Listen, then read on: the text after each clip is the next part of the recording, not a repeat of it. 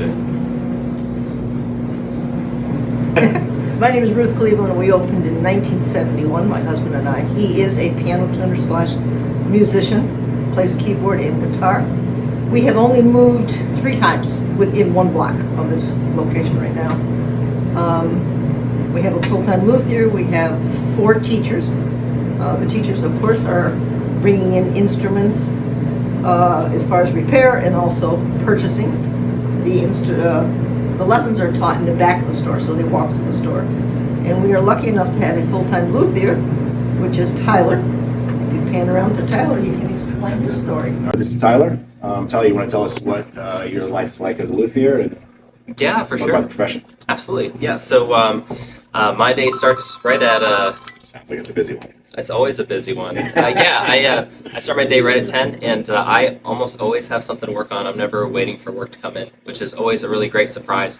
There's a lot of active musicians. There's also a lot of guitars that are just hidden in garages and attics and that type of thing. So on a regular basis, I'm either doing work for professionals around the area who are touring around, or I'm doing restoration work for someone's heirloom instrument or a sentimental piece. So there's a lot of working with new and old instruments, which is really exciting, actually. And Ruth said you trained in Michigan. Are you from Michigan originally? No, my story is actually kind of fun.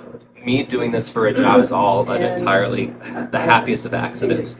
I started here as an intern, just trying to get my internship hours so I could graduate from SUNY Oneonta. And I accidentally started apprenticing under the luthier who was here at the time. He just liked the extra hand, and he just kept asking me to help him, and I just kept doing it. And so after a couple of years, he decided he was ready to just move on to the next thing, and I really fell in love with this community, the shop, and the work. And so, he had big shoes to fill, and I still had little feet. So I decided to go to Gallup School of Guitar in Michigan to learn like a deep dive into the trade. So that's a premier place to go? It's, definitely one of the best in the country for sure. After I did their master's program, and I walked away with 4 guitars that I built from scratch, and I sold all of them to buy all the tools that I am using here today to do my work.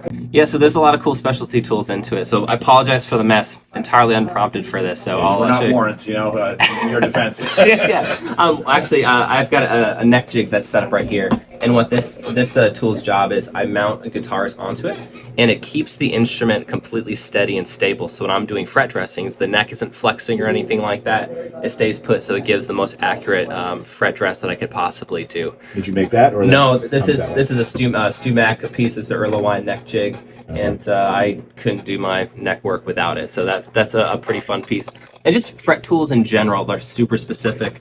One that my wife always chuckles at every single time I pull it out, if I can find it, is my tang nippers. She always laughs at the tang nippers, and what that does... Yeah, that's going to be a pull quote, yeah. Yeah, for sure. It always what this does is it actually trims off.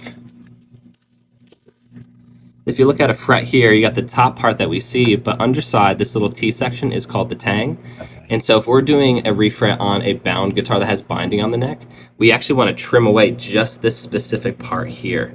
Okay. And so our tang nippers actually come here. I get it in there. And now we've got a little bit of overhang, and that overhang doesn't dig into the binding or anything like that. It just allows me to actually overhang it, so it just looks a lot neater. It's a very specialized tool, literally just for doing fret work on a bound neck. So some people might not even know what fret wire looks like. This is fret wire. Yeah, this is what bare blank fret wire looks like when you first get it. Usually it's in about like 2 feet or so, and we'll always cut this to fit. And it's standard. I mean, I've heard people talk about wide frets. Does it refer to the metal? Does that refer to the scale of the neck, or what is that? Yeah. So it has to do with width, and it also has to do with height. And so medium fret wire usually ends up being about like 43 thousandths of an inch or so. But sometimes if you're looking at like a vintage thing, or if you're looking at a mandolin, those are usually a lot narrower. Basses oftentimes will have a jumbo fret wire, and then people have different height preferences too. It's all about personal feel and what feels good to a person. What else you got on the bench here? I noticed you got some other kind of more standard carpentry tools. Yeah, for sure. My shop is pretty straightforward, just like the nuts and bolts. Obviously, I've got my bench grinder, and I'm using this when I'm doing like rough shaping of nut blanks and saddle blanks, or if I'm doing some restoration work like on an old banjo and all the mounting hardware is all rusted, I'll use that to get that polished back up. I'm using this almost all the time, every single day. I've gotten quite good at doing like precision work on a belt sander, which is a very weird niche skill, but it's been very, very handy. So What again, kind of grit you have on there? usually it's about 120 to 80 or so. Not fine. No, not at all. This is What because would you do with that? this. Yeah, like what would you be grinding in here? Yeah, so oftentimes when people are coming in to do setups, I'm gonna get off my chair here. When I'm doing setup work on acoustic, if I'm building or making a saddle from scratch, I'll use this to do all my shaping for it. So I'll get my measurements, I'll thickness it, I'll actually use the radius, using my radius gauge tools, and do it all by hand. It's all very much handwork. If I'm making a nut too, I'll do all the width sanding too. So yeah, I use that for doing setup work as well for So the like other side. a bone, or what do you use nowadays for like when you're building the nut there? Yeah, the traditional choice is to use bone, just because that's what they used to use. But Graph Tech is commonly used all the time too. It's all about a customer's personal preference. But I use and sand both things. So you're surrounded by acoustics. Is most of your work acoustic? No, I do acoustic and electric. Okay. All the dusty guitars here, these are all mine that my intent was to get them done as I had free time, and I never have free time anymore. So I've got some cool pieces. I've got a Buck Owens a signature model from a Harmony that always catches people's attention, and someday I'll get that one done, but customers come first. So. Cool. Thank you so much for showing me around. My pleasure. Go back with Luthier for a couple of minutes. Most of these guitars are antiques and have been purchased from different people. The most valuable and the most uninteresting item is that one. It's a 1923 Martin. Martin only made 6. I have 1. Martin has 2. What happened to the other ones, we don't know. Fascinating story about the ukulele. Did they make you an offer on that when you told them when you showed them? Roy Clark wanted to buy it, and he made an offer of $20,000 cash. Did you have to talk to Roy Clark yourself, or was it through through his channels. Okay. He would have come here and give us the money in cash, but we didn't want to sell it. And a couple of ignorant questions, I'm sorry. Go ahead. How old is Martin as a company, and how close is that to the I don't beginning know. of the game? Do you know how old Martin is? It definitely 1800s. They used to say established on their logo. Yeah. Okay. We actually one time had a guitar in here that was 1897, so beyond Yeah. that.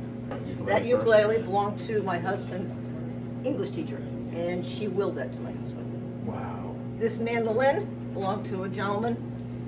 His parents came in here and knew I didn't sell anything. He was killed in Vietnam, and she sold us that instrument knowing it would never be sold, or in my lifetime. Was he from the area? Or? He was in the area. Yeah. I do not know his name. Most of my give you stories, this one here belonged to Doris. She's a farmer. She'd come in with hip boots and dirty, and she ran out of some money. She had to sell the guitar, and that time I think it was about $800. That one I remember. And I'd never seen her for years. Found out she won $1 million. And I said to my employees, if she came in, she could buy that guitar. But she never came back. Now, back in the day, there was a Gretsch factory in Brooklyn and like Williamsburg. Is that where they were made, or where was I this have made? no idea. All right, I can look that Not a up. I'll clue. You research can look it up. All right. The other one down here is a Fender Stratocaster. That is the 25th anniversary. It has never been played. It is like a brand new 55 Chevy with no miles on it. We have the packing Just slip. hiding down there like a ghost. All right. Yeah. Fender wanted to buy it because they did not have a backup. Okay. I'll take you a quick run through the store. Thank you. Retail floors. Obviously, we do carry pianos, banjos. Are you licensed for any companies where like you have a relationship with like Fender or? Not Fender. others? We have Kawai pianos. We have Story and Clark pianos. We have Fender, Yamaha, and there's one other one in there. I can't remember right out there. This was my teaching studio, Oh wow. and each teacher is designed his own. Want to just take a quick walk through there, Tal? Do Go a quick ahead. pan? He's pretty bad. He's pretty Thanks. messy. It looks neater than my guitar room. At first glance, yeah, we're about the same. Piano room, Nice. and he has a piano that was made in Finland. They no That's a longer. nice spacious rehearsal room there. That's It would be beautiful. gorgeous, it wouldn't it? We also do instrument repairs such as clarinets, trumpets, saxophones. And what percentage of your business is school-related instruments like these? Not a Or- great deal, Not a maybe great deal. 7%. Is there someone else who does that in the area, or No. you just No, we're the only ones. Okay, This room is drums, cool. and I used to have 2 sets in here, but I sold 1 set. I don't have many drum students, so it wasn't worth keeping. Nice, but they're all bigger rooms than I'm used to seeing, so that's pretty cool. Yes, as I say, if somebody came into the store, we pretty much do everything as far as music. We do band instruments, guitars, amplifiers, all keyboards, piano tuning included, and teaching. And we'd love to have